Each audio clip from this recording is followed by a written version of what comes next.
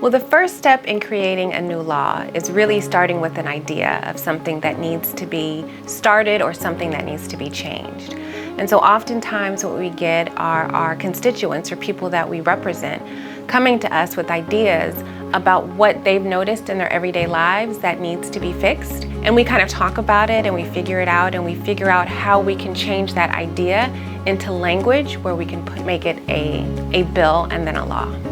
And an idea can come from an individual, from a group of people, from an organization, or perhaps from an experience that a legislator might have had in their own professional career before coming to the legislature. Sometimes people come up with the idea because a constituent came to me about it.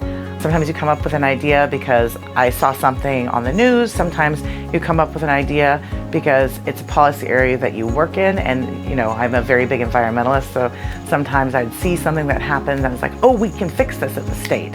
So the first step is to really come up with the idea that you want to work on. So the individuals who work at Ledge Council to make our ideas much, much better into legal language are oftentimes lawyers themselves, who instead of going out and practicing in a courtroom have decided that they want to work on the policy side of legislation. And so they work with us legislators and other organizations to make sure that what we're saying is correct legally and also won't get the state into any trouble on a legal standpoint. Proposed new laws are written by the Office of the Legislator. It could be an idea that's written down, but then it really gets formulated by Legislative Council. That's where it really becomes a bill, because it's written in a way that we make sure that it fits with the Constitution, that it fits with other laws that are already into place, and that it doesn't counterbalance or create a conflict with something perhaps that you're trying to fix, but there might be something else already in the laws that is already addressing that issue. So Legislative Council is a group of professional attorneys who write these laws and help you put them into a format that then can be introduced in the legislature. So many people ask what the difference is between a bill and a law. A bill is an idea that has been created or written in legal form, and it is being introduced into legislation to be discussed and voted on. And once it's passed both houses, it goes to the governor's desk. And it is not until he signs it that it actually becomes a law. Prior to the governor signing it, it's just a bill, but after he signs it, it's actually a law. Well, a new bill idea can take a long time to get introduced. It could be something that you work on for months. It could be something that you work on very quickly because it's responding to a crisis that exists. Typically, though, people are thinking about these ideas for a few months. They write it down into a proposal. It then gets drafted into an actual bill with language that's written by the Legislative Council's office. And then it gets introduced, and then it goes through the process. It does not matter if the bill originates in the Assembly or the Senate, because it has to be voted and passed through both houses before it can get to the governor's desk to be signed. It goes through either the Assembly if it gets introduced in the Assembly, and then over to the Senate, and then back to the Assembly, or it begins in the Senate if it's introduced in the Senate, then it goes to the Assembly and back to the Senate for a final vote. My first attempt at passing a bill was actually pretty exciting because it was brand new for me. And so to be able to go through the process of taking something from an idea to an actual bill, presenting it in committees and discussing it with my other colleagues to get them to sign it, to presenting it on the floor and then having to do that all over again in the other house, which is the Senate.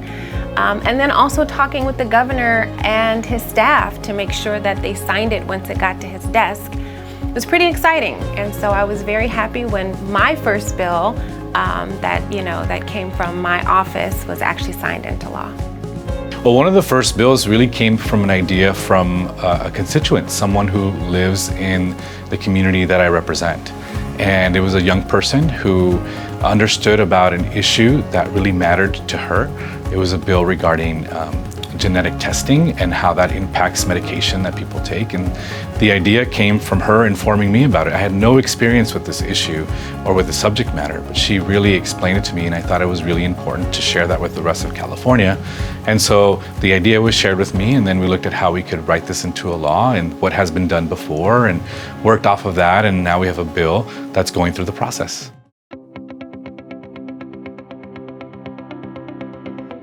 So the purpose of the legislative committee is to really look at the idea and the bill that is being proposed and really do a deep dive into the policy behind it to determine if it's sound, if it's legal, and what tweaks need to be made. And so oftentimes when we go or our bill goes to a committee, the consultants look over it and they may notice some things that aren't just right, or maybe that we need to add some things, or maybe there's a conflict with other parts of legislation that have already been passed or that are coming through to be heard. And so it's really at the committee level where you get really deep into the policy. That's the first time that it allows for public engagement as well, because when the bill is heard in a committee, people from outside can come and speak on the bill or against the bill and give justification for why they either support or oppose it. So the committee hearings are actually really important because that's when we actually start to debate the policy portion of the bills. There are a lot of different committees in California, and it really depends on what your idea or your bill is about. It goes through potentially one or two or maybe more committees. So if you have a bill related to driving, for example, it could be heard in the Transportation Committee, and it might be heard also in the Public Safety Committee. If you have a bill related to the environment, that might be heard in two committees as well. So it really depends on your idea and how many different issue areas it's covering, and then it gets determined how many committees it goes to. But we have everything from healthcare to the environment to jobs, the economy, business, insurance, public safety. All those are examples of committees that we have in the legislature. Bills are scheduled by committee for committee hearings based on the consultants. So oftentimes what you'll see in a legislative session is once they've kind of looked at the bills, if things are pretty easy, not very controversial, they'll get scheduled pretty early on. If things are a little harder, maybe a little bit more controversial, there may needs to be more discussion, more negotiation between the author and maybe opposition, those will be scheduled later on in the legislative calendar year to allow for people to come together to create something that hopefully works for everyone. So a new bill, when it gets introduced, it goes to the very first committee they all go to is the Rules Committee. And the Rules Committee determines which committees it goes to be heard and to be discussed. And so it could take a couple of weeks or a couple of months. It really depends on when the idea gets presented. It takes a minimum of 31 days of the bill being what is called in print, or that the bill is available for the public to see before it actually even gets sent to a committee. But it's usually about a 2 to 3 month process from when it goes into the first time, it goes to the first committee, and then eventually potentially goes to the final committee before it goes to the full body of the legislature. So the committee hearing process lasts for a couple of months. So for example, we started in the Assembly this year around mid-March and we'll go through mid-May of hearing all of the bills in committee. And then the final committee that many bills have to go to if they have money attached to it, and most of them do, is the Appropriations Committee. And so that is the final committee that a lot of the bills go to, and that is the last committee before bills are actually able to go to the floor. The committee hearing process can be very simple if the bill is an easy bill or it has not a lot of questions, or it's an idea that's maybe been discussed in the past. If it's a new idea and it does a lot of things, that can take a long time, and there could be a lot of questions and a lot of comments. And then there could be potentially amendments or changes to the bill that are requested. Those are all things that can happen during the process of being heard at a committee. There are many different outcomes for a new bill in committee. One, the bill can get through and be voted on and get out. The second is that the bill could die in committee, so it could not get enough votes, and if the author does not choose to have that bill reconsidered, then it's dead. If the author chooses and says, I'd like to have my bill reconsidered because they didn't have enough votes, then they can always bring that bill back up and try again. And if they get the votes, then it gets out. If it doesn't, then it is what we call dead. So I have the honor of serving on a few committees. I serve on the Veterans Affairs Committee. I serve on the Committee for Business and Professions. I serve on the Committee for Emergency Management Services. I also serve on the Budget Subcommittee focused on education, that's K through 12 education and higher education. And I have the honor of chairing the Joint Legislative Audit Committee that is looking into making sure that government is working and has the ability to perform independent audits by the state auditor to look at how not just state agencies but potential local governments are performing. I serve on a lot of different committees. So as stated, I'm a physician, so I'm finally on Health Committee, which I'm so excited about. I'm also on the Appropriations Committee, which determines which bills get out based on the amount of money that they're requesting, and that kind of balances against the amount of money that we'll think we'll have in the budget. I'm also on Water Parks Committee, which deals with a lot of our parks in California, but also our water, which is a huge issue. I'm on Communications and Conveyance, which deals with our phones, our broadband, our internet services. So I have a lot of different committees that I'm actually on at this point. Well, I gather support for new bills depending on the subject area. For example, if it's an environmental bill, I might go find environmental advocates or environmental justice advocates to support it. If it's a bill around education, I might get teachers or parents or the PTA involved. There's lots of different ways for different people to get involved. So the way in which you gather support for the bills that you introduce can vary. Oftentimes, if the idea is brought to you by an outside group, that is your base support right there. And there are other groups that they work with to have a robust, support group of individuals or organizations. If it's your idea that you've come up with, or one of your constituents' idea, or one of your staff's idea, then oftentimes you reach out to different organizations that you think would be interested in supporting this particular bill. You discuss it with them, they discuss it with their organization and decide if they want to come on as a support, as a sponsor of the bill, or if they just want to stay off of it altogether. A lot of debate over a bill takes place mainly in committee. That is where a lot of the work happens. And it's a lot of exchange back and forth between the committee members, and the individuals who are part of the committee staff that are advising the committee on what the bill does and the impacts. And so we want to make sure that when you're going through that process and that debate, that there's an exchange of information, and that as perhaps ideas come up from someone who's analyzing your bill, you treat that as a debate and you understand their point of view, and most often you integrate that into your proposal so that there could be full support for your bill. So it's really through a variety of factors. It's from staff, it's from other assembly members who hear about your idea during committee, and then before you go to the full assembly or the full Senate, you have to hear from everybody else who's in the body. And so it's really a lot about listening and asking people their thoughts of what they think, not so much a debate in the traditional sense that people stand up and speak against each other on the positions, but really have a conversation. The public can participate in the bill-making process through a number of ways. The most obvious is to write a letter to their assembly member or their state senator, or if it's a constitutional thing, or the governor, say you want the governor to sign a bill, you can write a letter to the governor. That's the best way to advocate for a particular proposal. Generally speaking, young people have the ability to register to vote in California at 16, and it's really, really important. I always tell my kids, vote always, register to vote. It's the way you get your voice heard. Well, the difference between conference and concurrence is that in conference committee, you can sit with members of both parties and both houses, and you can try to see if there are differences between the two, and you can come to an agreement.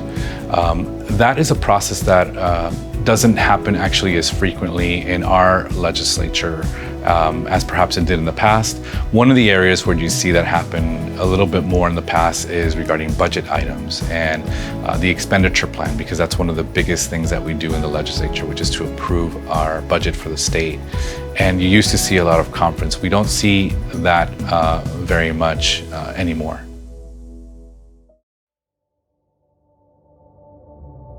So once the bill's passed both houses and it ends up on the governor's desk, then there's a lot of discussion and negotiations with the governor's office and his staff to discuss the importance of the bill, remind them that, it is passed through both houses, see what concerns they may have, whether it has to do with money, whether it has to do with, the policy itself, with the timing, whether or not it has something to do with it potentially causing some illegal consequences for the state, and really just engaging in those discussions so that hopefully he will ultimately sign it.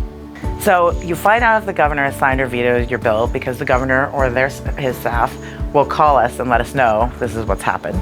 And generally you're in contact with the governor's office about the bill, what are their concerns, if you need to make any amendments during the process. So usually it's not a surprise if your bill gets signed or vetoed. If the bill gets signed, it's announced online. And if the bill gets vetoed, there's always a veto message, so you know what was the real issue, and maybe the next year how you can maybe tweak the bill and then work on it again.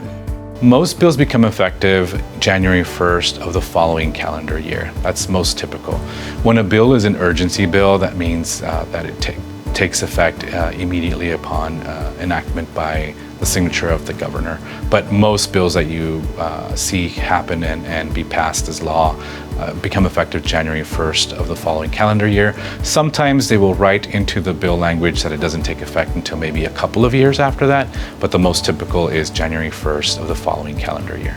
So the governor has signed a good number of my bills. Last session I had 9 that he signed and 1 that he vetoed that I will be bringing back this year so he can sign it.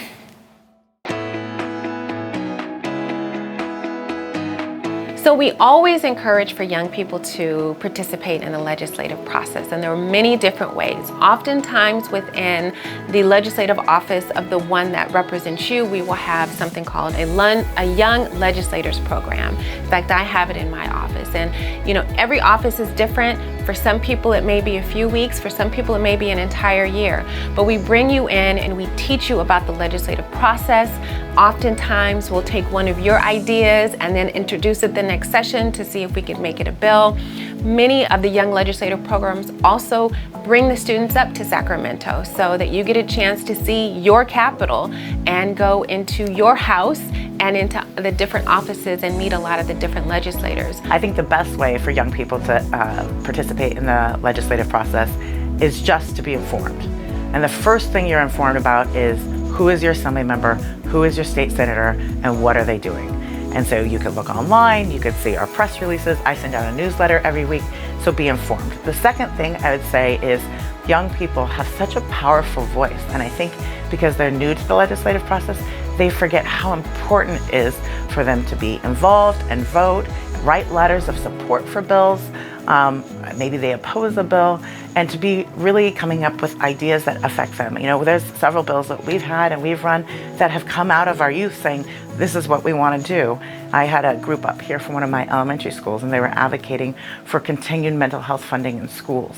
And it's so important for kids and young people to be involved and know that they can vote, they can advocate, and they have voice. Once a bill becomes a law, the question is it actually working? And that is an excellent question. Many times in many of the bills that are passed, there is an accountability and an oversight measurement in there. And so you have people that need to come back and report to the legislative body to say, this is what we've done, this is what we have got money for, and this is what we've spent it on. Here is the data to show that it's actually working, or here's the data to show that this program really didn't work and we may need to tweak it this way or that way in the future. After a bill becomes a law, it's really important to know whether it's working or not, because you want to make sure that there's no unintended consequences. And one of the things that you can do is you can provide for an evaluation of your law after a year or two after it's enacted, or you can just try to gather data. The most powerful tool that I think we have is with the Joint Legislative Audit Committee that I'm the chair of, where you can actually go and audit whether or not that law created the outcome that you were seeking through an independent auditor that goes and evaluates the programs or the law that you've passed. And I think that's probably one of the most useful tools that is available to us in the legislature. I think what I would share with California students about the legislative process is that it is actually really cool, it's really fun, and every day up here is something different. People always ask me if I get bored, but literally every day it's something different. You're meeting with different people, you're dealing with a variety of different issues, and you're doing it for the betterment of the state. So it's really, really exciting and something that I encourage our students to learn more about and to also get involved with. I would just share with California students that the legislative process is open to everyone, and everybody has an ability to really enact change in California.